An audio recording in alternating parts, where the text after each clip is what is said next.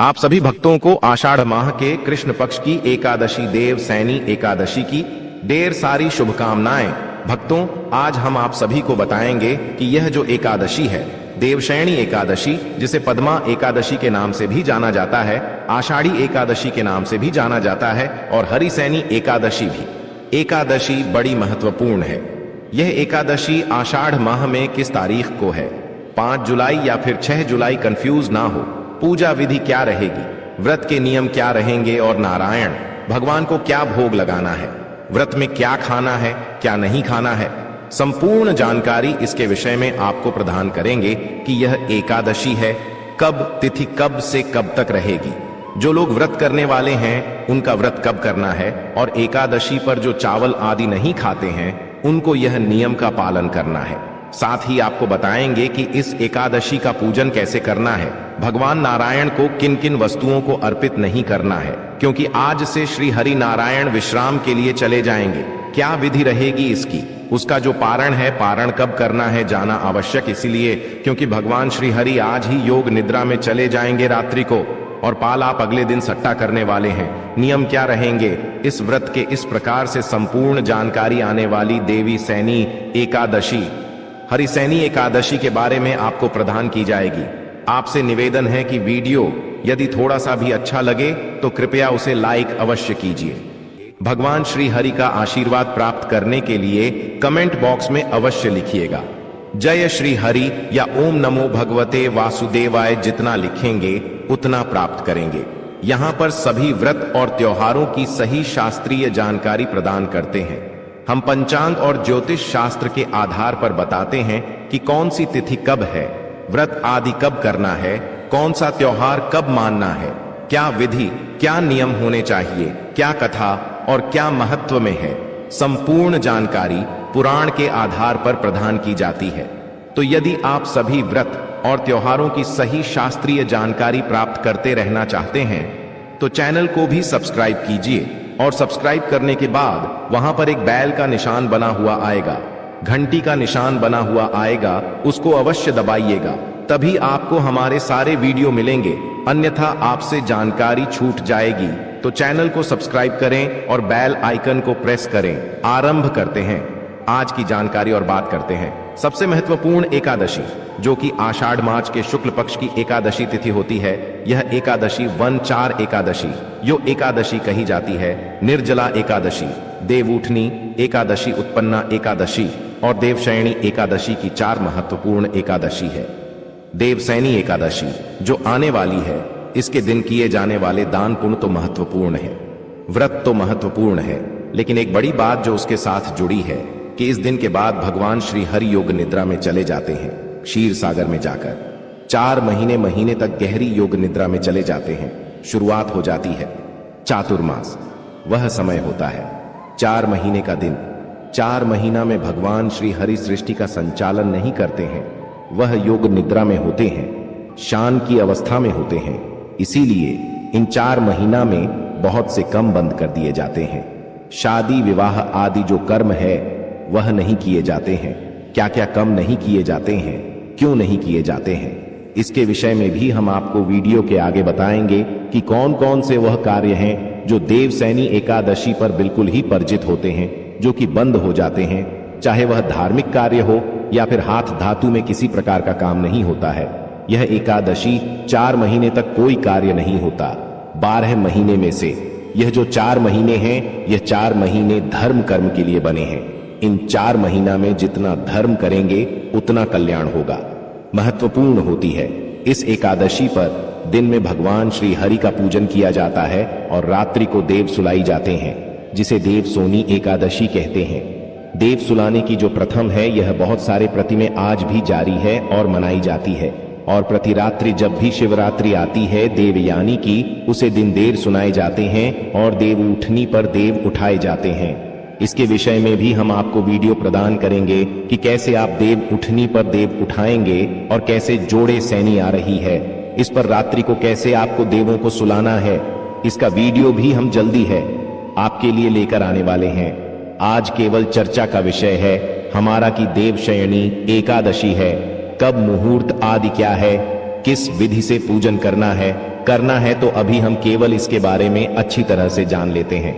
भक्तों, देव सोनी एकादशी पर भगवान श्री हरि विष्णु 4 महीने की योग्य निद्रा पर चले जाते हैं और सृष्टि का जो भी कार्य कर है वैसे भगवान शिव जी के हाथ में छोड़कर निद्रा पर चले जाते हैं। सूर्य कर्क राशि में आता है तो भगवान को सहन करते हैं और जब वह सूर्य तुला राशि में आता है तब वह भगवान को जगाया जाता है।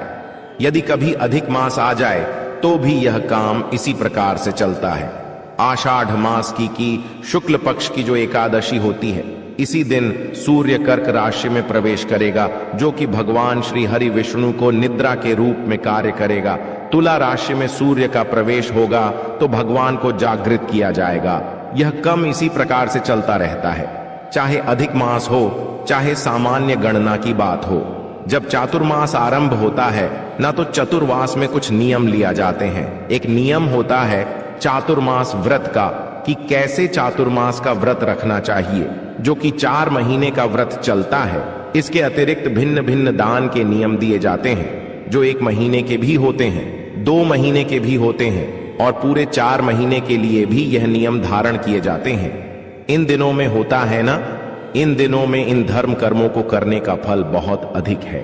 संक्षेप में यहां बताते हैं, विस्तार से हम आपको अलग से वीडियो में बताएंगे। जैसे कि एक कम आता है जो आप चातुर्मास में नियम दे सकते हैं, वह है प्रतिदिन मंदिर में झाड़ू देने का। जो मनुष्य प्रतिदिन मंदिर में झाड़ू देते हैं, जल से धोते हैं या अगर कच्चा है तो गोबर से लेते हैं, मंदिरों में रंग करते हैं और तथा उनका 7 जन्म तक ब्राह्मण की योनि मिलती है, अर्थात वह ब्राह्मण के रूप में उच्च चातुर्मास में भगवान को दूध नहीं, शहद और मिश्री आदि से स्नान करते हैं, न भूमि दान देते हैं, स्वर्ण आधी रात में वैभवशाली होकर अंत में स्वर्ग में जाकर इंद्र सुख भोगते हैं। इंद्र का सुख होता है न स्वर्ग में वह व्यक्ति विष्णु भगवान की सोने की प्रतिमा बनाकर धूप में और पुष्प आदि से भगवान का पूजन करते हैं।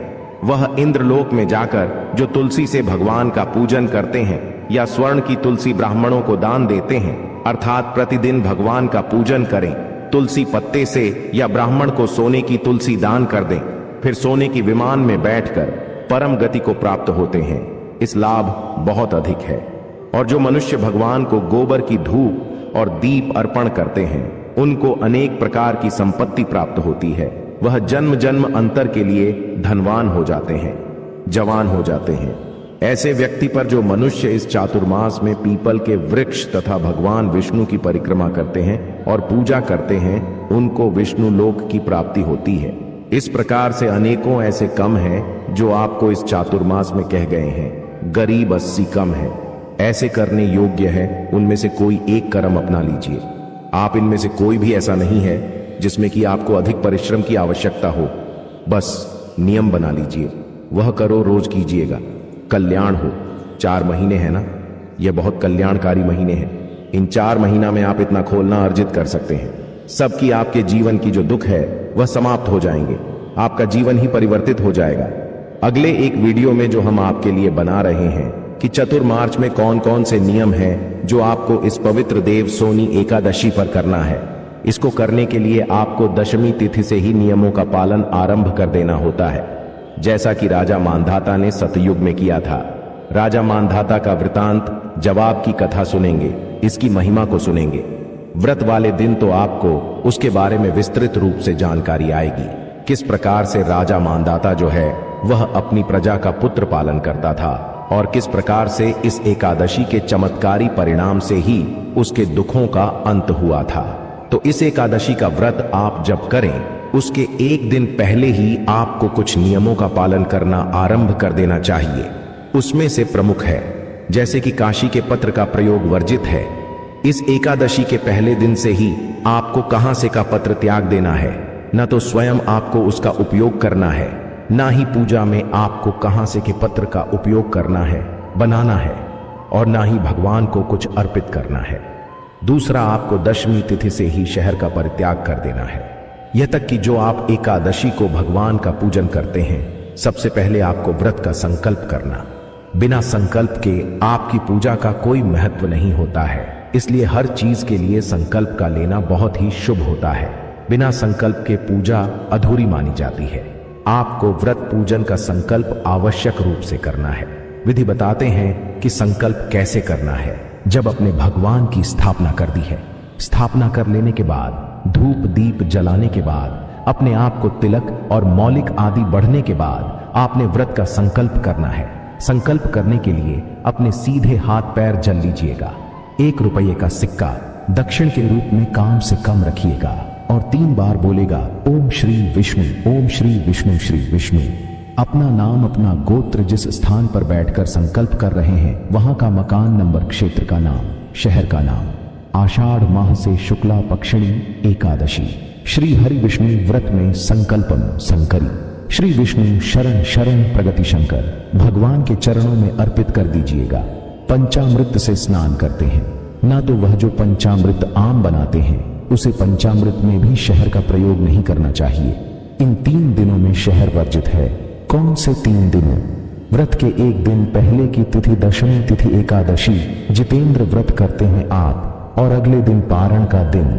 यह 3 दिनों में आपके शहर का प्रयोग नहीं करेंगे, नहीं प्रयोग करना चाहिए। ऐसा शास्त्र कहते हैं। मसूर की दाल वर्जित है। मसूर की दाल का प्रयोग आपको नहीं करना चाहिए। आपको इन दिनों में तामसिक पदार्थ, लहसुन, प्याज आदि का प्रयोग भी नहीं करना चाहिए। हरी पत्तेदार सब्जियां, चने का साग, यह भी दशमी तिथि को त्याज बताया गया है। यह जो आने वाली एकादशी है देवशयनी एकादशी, बैगन और मूली पर वर्जित बताए गए हैं। बैगन और मूली का त्याग भी दशमी तिथि को कर देना चाहिए। एकादशी को तो आप जानते ही हैं कि एकादशी के दिन तो यह सब खाया ही नहीं जाता, लेकिन व्रत के 1 दिन पहले भी इन चीजों को आपको ग्रहण नहीं करना चाहिए। जो सज्जन एकादशी का व्रत करते हैं परंतु मदिरापान और मांसाहार ग्रहण करते हैं, उन्हें भी व्रत के 1 दिन पहले इसका पारिजात करना चाहिए। ऐसा नहीं कि आज हम खा लें और कल एकादशी का व्रत कर लें, उसका कोई लाभ नहीं है। नियम कहता है कि देवसैनी एकादशी का व्रत आप करेंगे, उसके 1 दिन पहले ही आप इस आहार को और मदिरापान को त्याग दीजिए। उसके बाद अगले दिन आप व्रत कीजिए। तो यह वह नियम है जिनका पालन आपको दशमी तिथि को ही आरंभ कर देना है। आप बात करेंगे कि जिस दिन आप व्रत कर रहे हैं उसे दिन क्या करना चाहिए। आपको एकादशी वाले दिन जितना व्रत कर रहे हैं, देवसैनी एकादशी का उसे दिन सूर्योदय से पहले अवश्य उठ जाना चाहिए।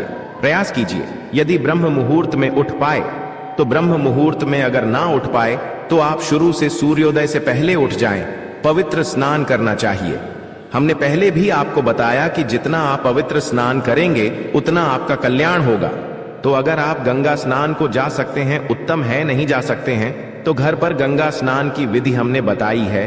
जैसे कि आप जो नहाने का पानी भरते हैं उसे पत्र को साफ कीजिए, उसमें पहले गंगा जल लीजिए, कुछ गुंडे और उसमें नॉर्मल पानी डालकर और हर हर गंगे बोलते हुए उत्तर दिशा की ओर मुख करके आप स्नान कर लीजिए।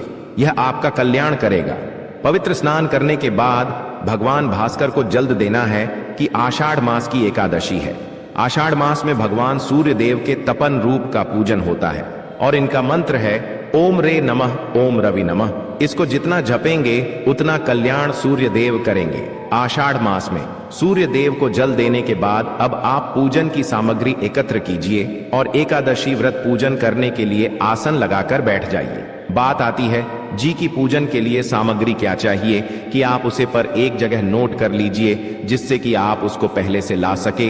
ये वीडियो को सेव कर लीजिए। तो आप जब लेने जाएंगे और ले लीजिएगा, आपके पास भगवान की चतुर्भुज रूपी कोई तस्वीर होनी चाहिए। चतुर्भुज जिसमें भगवान के 4 भुजाएं हो, क्योंकि यह जो देवसैनी एकादशी है ना, इसके भगवान के चतुर्भुज स्वरूप का ही पूजन किया जाता है। तो चतुर्भुज स्वरूप की कोई तस्वीर या प्रतिमा लीजिएगा। तुमको स्थापित करने के लिए चौकी हो तो चौकी लीजिएगा, उसे पर बचाने के लिए पीला वस्त्र ले लीजिएगा। भगवान को अर्पित करने के लिए पूजा के लिए होली, मौली, पान, सुपारी, लौंग, इलायची, धूप, दीप, नेगेटिव फुल, फूलों की माला, इत्र, जानू, यह सामग्री है जो आपने एकत्र करनी है।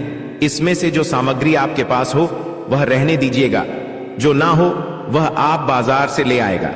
पंचामृत का प्रयोग भी होगा तो पंचामृत बनाने के लिए कच्चा दूध, दही की शक्कर और गंगा जल में का प्रयोग होगा। एक तांबे का लोटा जो आपके घर में होगा। यह पूजा पाठ के लिए सारी सामग्री है, इसको एकत्र कीजिए। तांबे का जो लाता है उसमें पहले गंगा जल भारी है, फिर शुद्ध जल भारी है। और आसन लगाकर सारी सामग्री एकत्र करके बैठ जाइए। एक फोन लीजिए। फूल के माध्यम से पहले सारी सामग्री का शुद्धिकरण करेंगे, स्थान का शुद्धिकरण करेंगे। ओम पवित्र हो, पवित्रम सर्वन माहेश्वरी ओम। इस प्रकार से अपने जाल सीधे देखें और सामग्री का शुद्धिकरण किया है। शुद्धिकरण करने के बाद अब भगवान की स्थापना की जाएगी। अपने सीधे हाथ पैर जल लीजिए और हाथ धो लीजिए। हाथ धोने के बाद आप भगवान के लिए चौकी पर चाहिए। चौकी पर एक पीला वस्त्र जो कि आप पहले से लेकर रखा हो उसे बचाइए। हाथ में पुष्प लीजिए।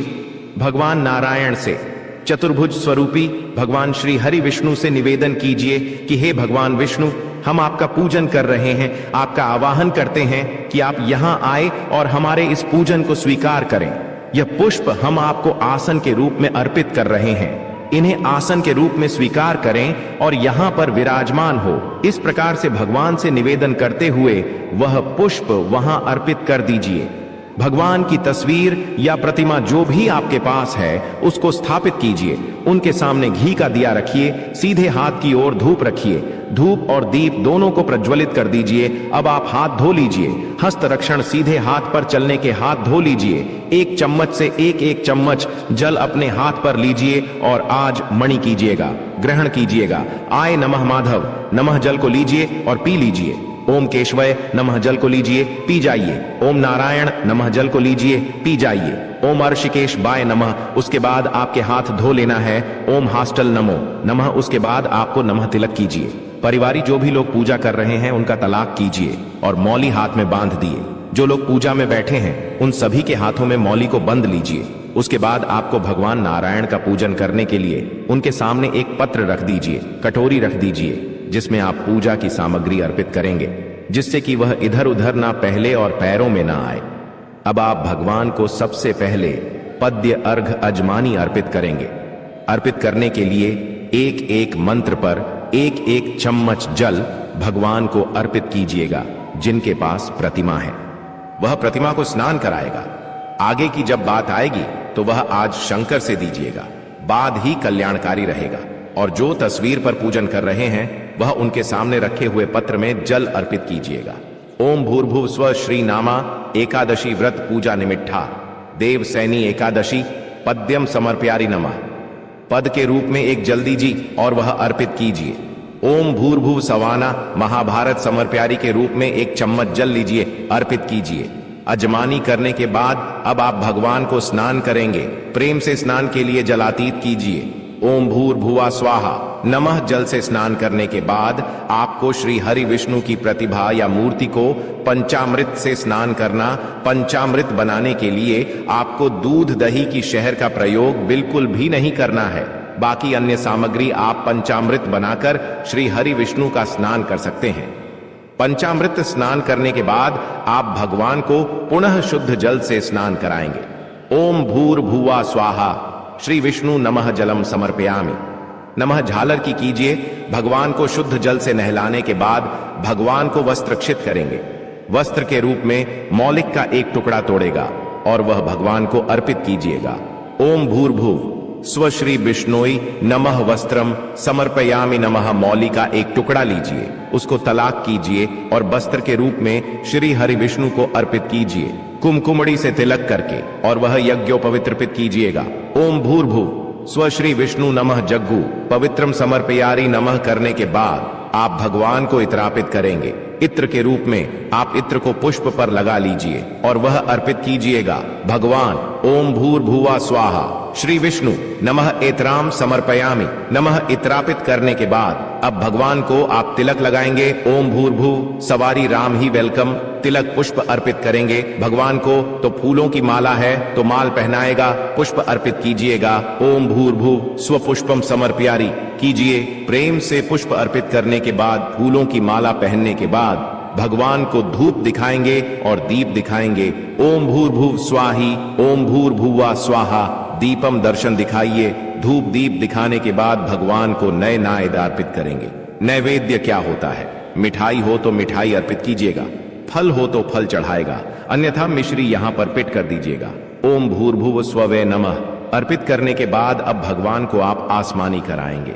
जलाशमणि ओम भूर्भुव स्वाम समर व्यायाम ही भगवान को तंबू अर्पित किया जाएगा। इसके बाद तांबूल के लिए पान का पत्ता लीजिए, उसमें 2 लौंग, 2 इलायची और सुपारी रखिए। ओम भूर्भुवा स्वहतम पोलम समर्पयारी परम शुभ लक्षण अर्पित करना चाहते हैं भगवान के लिए, वहां दक्षिण हाथ में दीजिए और चढ़ाई भगवान को ओम भूर्भुवा स्वाहा एवं समर्भयम करने के बाद अब भगवान को हाथ जोड़कर नमस्कार कीजिए और देवसैनी एकादशी की कथा का श्रवण कीजिए।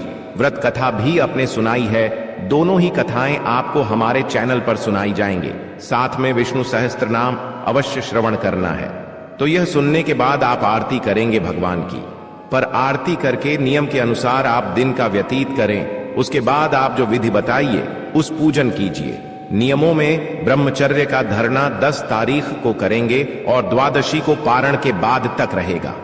पारण तक आपको ब्रह्मचर्य का पालन करना है। किसी के साथ देश की भावना नहीं, किसी का अहित नहीं, किसी का बुरा नहीं करना, किसी को नुकसान नहीं पहुंचाना, धोखा नहीं देना, मन से शुद्ध रहना, तन से शुद्ध रहना, भगवान के चरणों में मन को लगाते हुए दिन को व्यतीत करना। साइन कल को कीर्तन करना, कीर्तन में ना जा सकूं तो शाम के समय आप विष्णु सहस्त्र नाम सुन लो, कथा सुन लो। खाने का मतलब है कि आपको एकादशी के दिन भगवान की भक्ति में लिंग रहना है, तभी आपको पुण्य फल की प्राप्ति होगी। चलिए भक्तों, जान लेते हैं कि एकादशी का टाइम क्या रहेगा, व्रत रखने का क्या समय रहेगा, व्रत पर का क्या समय रहेगा, पूजा का शुभ मुहूर्त कितने बजे करना है, यह सब जानकारी भी हम जान लेते हैं। एकादशी तिथि प्रारंभ 5 जुलाई 2025 शनिवार शाम 6:68 से एकादशी तिथि समाप्त। 6 जुलाई 2025 रविवार रात 9:14 तक।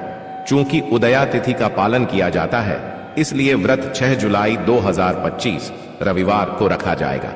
चौघड़ियां शुभ मुहूर्त, व्रत मंत्र संकल्प, पूजा ब्रह्म मुहूर्त, ब्राह्म मुहूर्त सुबह 4:08 से 4:48 पर, विजय मुहूर्त दोपहर 2:45 से 3:40 तक, अभिजीत मुहूर्त लगभग 12:01 से 12:50 तक, रात्रि निशिता मुहूर्त रात्रि 12:06 से 12:56 तक रात में, अमृतकाल दोपहर 12:51 से 2:38 तक।